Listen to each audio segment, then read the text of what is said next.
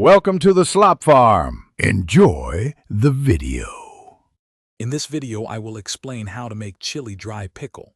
First, let's gather our ingredients. You'll need about 1 pound of fresh red chilies, several cloves of garlic, and a piece of ginger. We'll also use a blend of aromatic spices, including cumin and coriander powder. Don't forget your cooking oil and a splash of vinegar to enhance the flavor and preservation. Finally, have a clean, dry jar ready for storing your delicious pickle. Now let's get our ingredients prepped.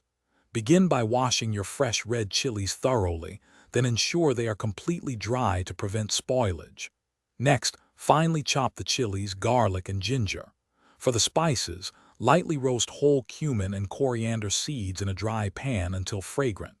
This step truly brings out their flavor. Once cooled, grind these roasted spices into a fine powder, ready for mixing. It's time to cook our pickle base. Heat about 1/4 cup of cooking oil in a pan over medium heat. Add the chopped garlic and ginger, sautéing them until they release their wonderful aroma. Then, introduce the chopped chilies to the pan, cooking them until they soften slightly.